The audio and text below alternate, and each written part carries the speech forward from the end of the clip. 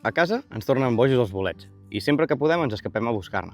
Però clar, hi ha un problema, i és que no tot l'any en tenim. Avui us ensenyo com autocultivar-ne a casa de manera molt simple.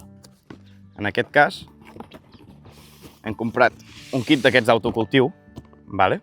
Hi ha diverses maneres de cultivar-los. A casa podem cultivar bolets de diferents maneres. Això podem dir que és un nivell 1, és un nivell inicial, vale? Per començar. Després hi ha altres maneres, com fer-ho, per exemple, en un tronc, en bales de palla, no? Què hem de tenir en compte perquè els bolets ens creixin? Primer de tot, que no és una planta, vale? És un fong, per tant, té unes necessitats diferents. Quines necessitats? Els fongs són descomponedors. Per tant, el que faran serà menjar-se tota la matèria orgànica que nosaltres els hi donem.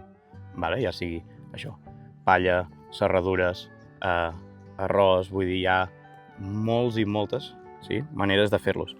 En això, avui veurem què hi ha, ho explorarem una mica i descobrirem també com és un fong i quines parts té o què hem d'alimentar-lo. Ara el que faré serà obrir-ho, això no heu de fer-ho, vale? Perquè hem de pensar que el bolet o tot aquest miceli, vale? El fong, està esterilitzat. Què vol dir que estigui esterilitzat? Que està estanc, vale? És neutre, no hi ha cap fong, no hi ha cap bacteri, no hi ha cap floridura o extern, vale? Que l'hagi afectat. En cas de no tenir les coses esterilitzades, el que pots fer és que un altre fong, un altre bacteri o això, una altra floridura més forta, més potent, ens ho conquereixi. Vale? En aquest cas, això és de gírgola, n'hi ha, com hem dit, de xampinyons, hi ha de shiitake, hi ha 1000 bolets a fer, cada un amb unes complicacions o altres. I ara el que ja podem fer és obrir-ho. Vale? Que això, traurem la capa del davant, amb un ganivet net que ho desinfectem amb alcohol, vale? De 96 graus, l'alcohol aquest de farmàcia. El que fem és una creu, aquí davant. A través d'aquesta creu és amb el que li donarem les condicions que necessita el fong per créixer. Vale? Aquest miceli, tots aquests filaments blancs que veiem, els hem d'humitejar. Vale? I això necessita una temperatura més baixa que no pas a l'estiu o més alta que a l'hivern, per tant hem de simular tot això constantment la tardor. Vale? Una llum indirecta, que no sigui directa perquè no se'ns assequi, etc etc. Vale? I això que ara es faré d'obrir-ho, tampoc ho hauríem de fer, però així ho podeu veure de més a prop. Una mica per poder-ho veure bé i explicar-vos millor el fong, el bolet, vale? Com surten, hem muntat aquest microscopi electrònic que el faig servir jo per tallers, vale? Per activitats amb canalla, i aquí, si us acosteu, podreu veure això, el miceli, tots aquests filaments blancs, no, que veiem. I una mica perquè ho entenguem millor, si el bolet fos la poma, no?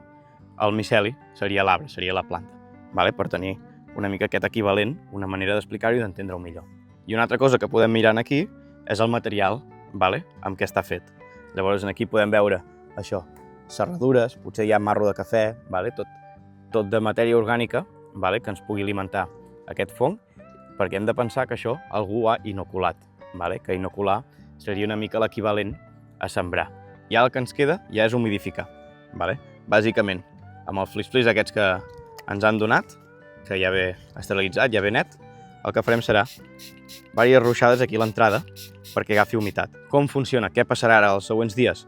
Això tarda 4 o 5 dies a veure resultats, vale? Que ho hem de ruixar o humidificar 3-4 cops al dia, vale? Mantenir aquesta humitat i al cap de 4 o 5 dies veurem com comencen a sortir. I al cap de 10-12 ja els estarem collint per menjar-nos. Vale? Per tant, és bastant ràpid. A més, hi ha un parell de collites. Vale? Un cop fem la primera, ens pararem una setmaneta, es deixa descansar i després es torna a fer. I això, mantenir la humitat estable, vale? Que la llum no li vagi directa, mantenir-ho en un lloc de la casa que sigui fresc per mantenir i simular això, que sigui sempre tardor. Vale? Sigui l'època de l'any que sigui, hem de fer veure que és tardor per enganyar el bolet i que ens surti. I res, aquest kit ja el tenim a punt. Vale? Si voleu veure un nivell més alt, això, inocular una bala de palla, un tronc, tot això, deixeu-nos-ho als comentaris, ens ajudarà molt a saber-ho i farem aquesta part 2. I aprofito per dir que els vídeos aquests que hem fet aquests últims mesos han sigut gràcies al suport de la Generalitat, que ens va comprar una idea i que gràcies a ells, no, hem pogut fer tot aquest contingut d'hort en català, vale? Per YouTube i per les altres xarxes. I res, ens quedem aquí.